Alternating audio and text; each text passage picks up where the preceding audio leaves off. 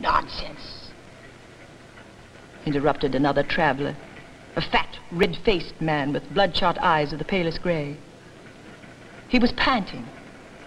From his bulging eyes seemed to spurt inner violence of an uncontrolled vitality which his weakened body could hardly contain. Nonsense, he repeated, trying to cover his mouth with his hand so as to hide the two missing front teeth. Nonsense.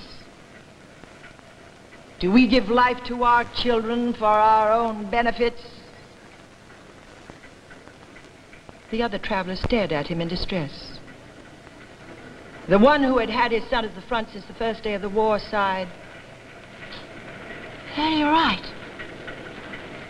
Our children do not belong to us. They belong to the country. Bosh, retorted the fat traveler. Do we think of the country when we give life to our children? Our sons are born because they must be born, and when they come to life, they take our own life with them. Now, this is the truth. We belong to them, but they never belong to us.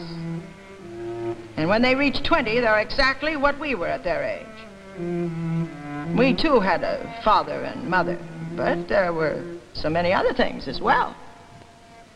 Girls, cigarettes, illusions, new ties, and the country, of course, whose call we would have answered when we were 20, even if father and mother had said no.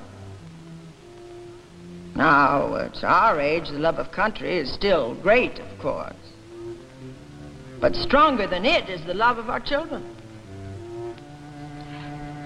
Is there any one of us here who wouldn't gladly take his son's place at the front if he could? There was a silence all round, everybody nodding as to approve. Why then, continued the fat man, shouldn't we consider the feelings of our children when they are 20? Isn't it natural that at their age they should consider the love of their country? I am speaking of decent boys, of course, even greater than the love for us. Isn't it natural that it should be so, as after all they must look upon us as upon old boys who cannot move anymore and must stay at home? If country exists, if country is a natural necessity like bread, of which each of us must eat in order not to die of hunger, somebody must go to defend it. And our sons go when they are 20 and they don't want tears. Because if they die inflamed and happy.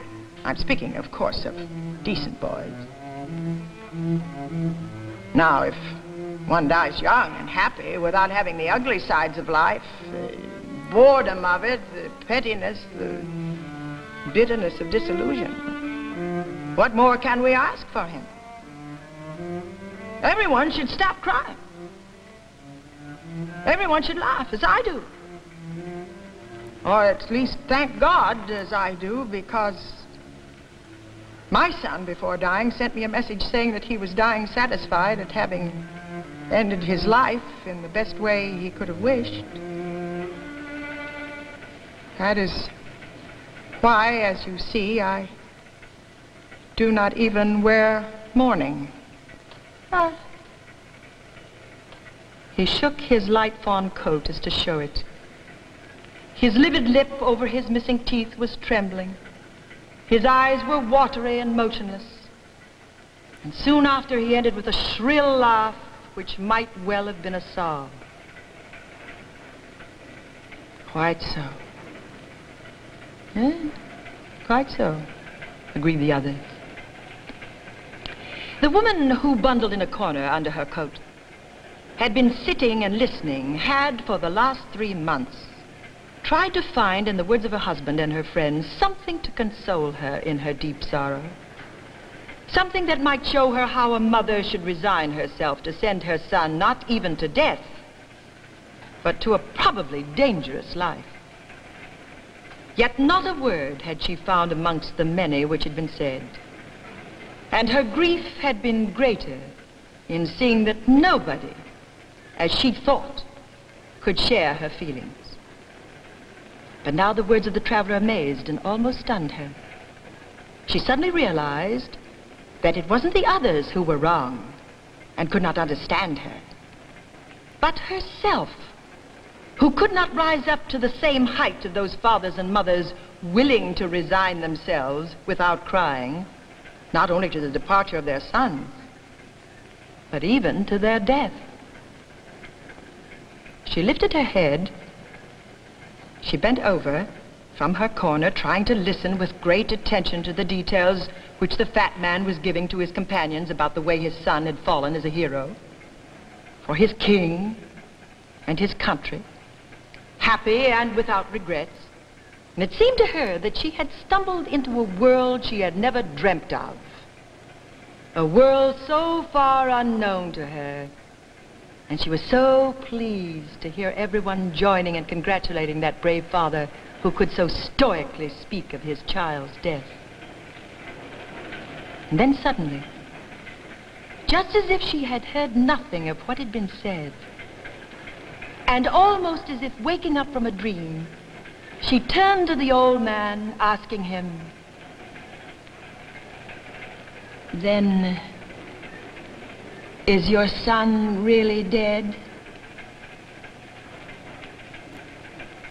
Everybody stared at her. The old man, too, turned to look at her, fixing his great, bulging, horribly watery, light gray eyes deep in her face. For some little time he tried to answer, but words failed him. He looked and looked at her, almost as if only then, at that silly, incongruous question, he had suddenly realized at last that his son was really dead.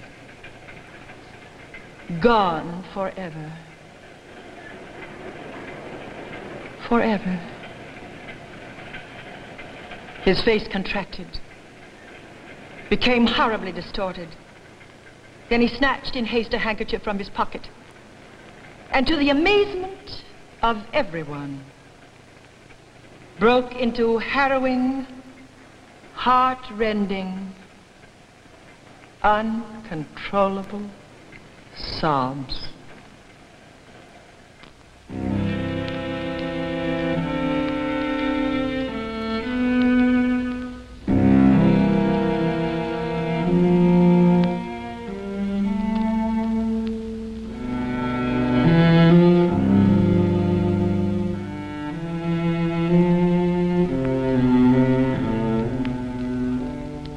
The story War was read by permission of E.P. Dutton, publishers of works by Luigi Pirandello.